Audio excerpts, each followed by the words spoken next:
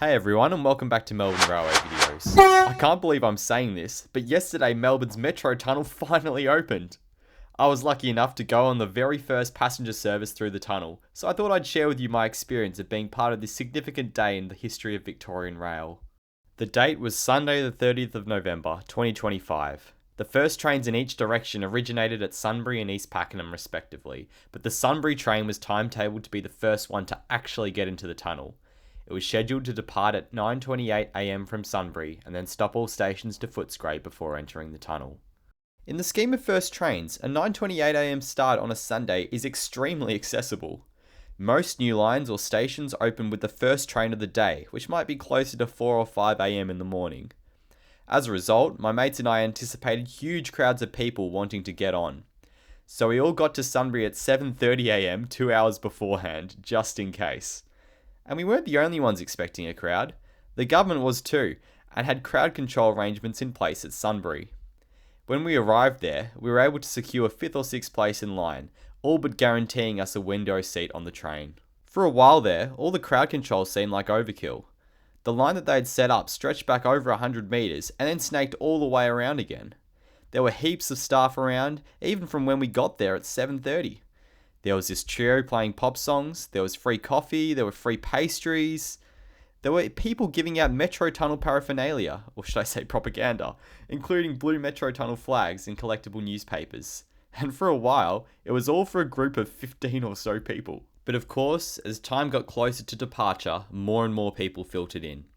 Each train into Sunbury from the city boosted the line, while others came in by car or V-line. All the VIPs arrived, including the Premier and several local members. It's so exciting. Well, we should put the 7,000 people. And this is the last trainload of people into Sunbury, which really filled things up. Look how far back this crowd goes. Then the HCMT arrived to great fanfare.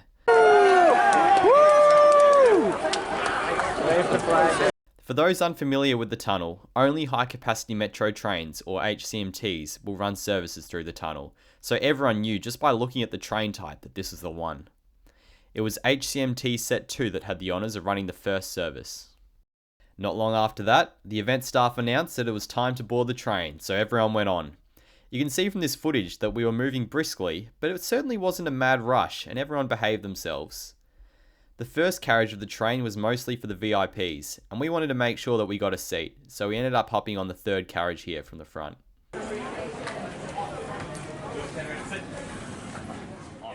The first thing to notice was the entire Sunbury line segment being displayed in light blue, rather than its northern group yellow. And of course, all the new Metro Tunnel stations all being there. The new Melbourne Tunnel, welcome aboard.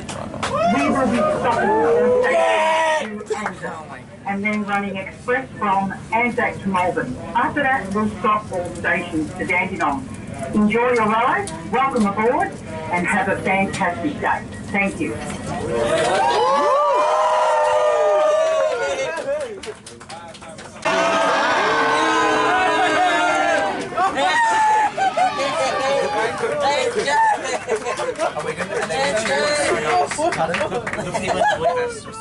And so we were off.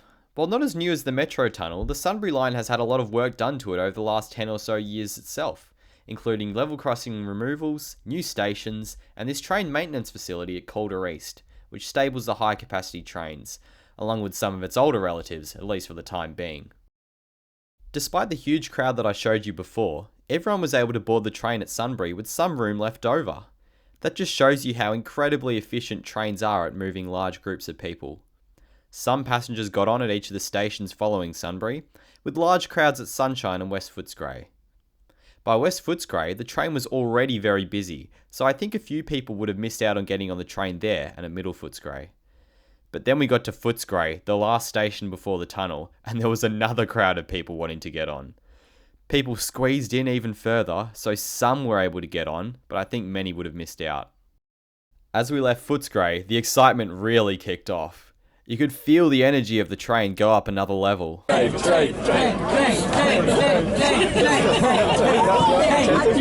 Here we are going across the Maribyrnong River Bridge, which is still on the existing corridor. We're going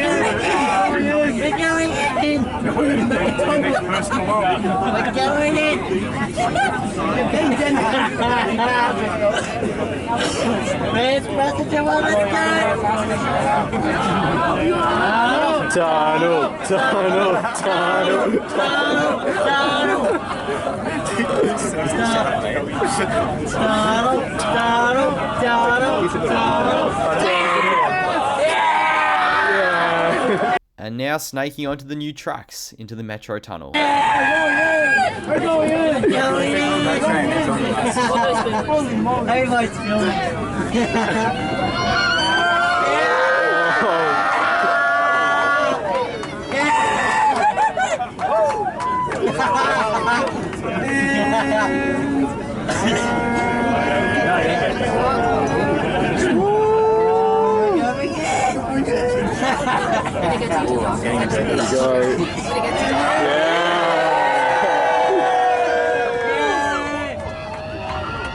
I'm surprised it's lit up. After about a minute, we arrived at the first of the stations, Arden. You can see that there was a decent crowd of people down in Arden Station waiting for this first train to come in. Arden serves what will become an urban renewal area in North Melbourne, its namesake being Arden Street. The area is currently quite industrial or even unused, so the opening day might be the most use the station gets for quite a while. But if you're a fan of forward planning, Arden is a rare example of the infrastructure being built before the houses and offices. Now departing Arden, this next stretch between Arden and Parkville was one of the most contentious during the project because of the potential for electromagnetic interference, or EMR, which would damage sensitive medical equipment at the hospitals in Parkville. Certain newspapers reported that trains would have to crawl along this section at slow speeds, but our train certainly didn't feel like it was holding back. They have been able to sufficiently mitigate EMR so that the only restriction is on acceleration out of Parkville Station, adding at most 2 seconds to journey times, although the cost of this mitigation has contributed to the cost blowouts of the tunnel. And now we're coming into Parkville. Again, notice all the people on the platform as we arrived. Parkville will be an instant winner, serving Melbourne Uni, hospitals, and the Peter Mac Cancer Centre. It's pretty unbelievable that this part of Melbourne didn't already have a train station. Parkville was a big motivating factor behind the conception of the Metro Tunnel in the first place by Professor Graham Curry for this exact reason. It nearly missed out on a station though, as the last time the Liberals were in charge of the state, they wanted to alter the Metro Tunnel to only run from South Yarra to Southern Cross, missing out on the ability to serve Parkville. Luckily, when Dan Andrews got Labor back in, he reverted to the original route via Parkville. Although the first Metro Tunnel proposal formally given to a government by Sir Rod Eddington called for a tunnel from Footscray to Caulfield, so the Andrews government didn't quite go all the way back to the original plan. The next station is State Library. This is the deepest station in Melbourne, sitting 36 metres below ground so the tunnel can duck under the existing higher and lower level City Loop tunnels. It can be thought of as essentially a northward expansion of Melbourne Central Station, with its southern tip serving its namesake State Library and its northern end at Franklin Street serving RMIT and the Melbourne City Bards. There is a direct, underground, paid connection between State Library and Melbourne Central Stations to facilitate easy interchanges. It's not far between State Library and Town Hall, and that was our next stop, at which we crossed the first ever westbound service. Town Hall isn't quite as deep as State Library, but the platforms are still 27 metres below street level. It was built using the same trinocular cavern technique as State Library, unlike the rest of the stations which were built using cut and cover methods. Town Hall can, analogously to State Library, be thought of as a northward expansion of Flinders Street Station. At its northern end is Collins Street and City Square, and at its southern end is Federation Square. It connects into the De Grave Street subway at Flinders Street Station. It will probably be the busiest of the Metro Tunnel stations. As we depart Town Hall, we head underneath the Yarra River and parts of the Domain before reaching Anzac Station. Anzac is the last of the new Metro Tunnel stations. It provides Melbourne's first direct tram-to-train interchange, as you can go directly down from the tram platforms to the train station. It serves the Shrine of Remembrance, offices around St Kilda Road, and isn't too far of a walk from Albert Park Lake, so it'll be well used during the F1. Lots of people on our train got off at Anzac, although most stayed on to complete the full ride of the tunnel. The next stretch of track roughly follows Toorak Road to South Yarra Station, although controversially does not include a station at South Yarra, as the cost of building it far exceeded the benefits according to the business case. And here we are, exiting the tunnel out of the eastern portal, completing our inaugural journey through the Metro Tunnel.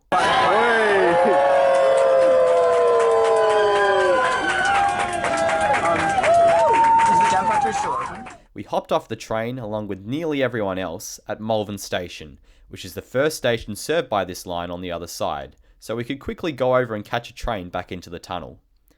So what did I think of the first ride overall? Well, it was a lot of fun. It went very smoothly, only being slightly delayed despite the huge crowds of people trying to board the train. The tunnel was navigated confidently and efficiently, reflective of an extensive testing program undertaken over a couple of years.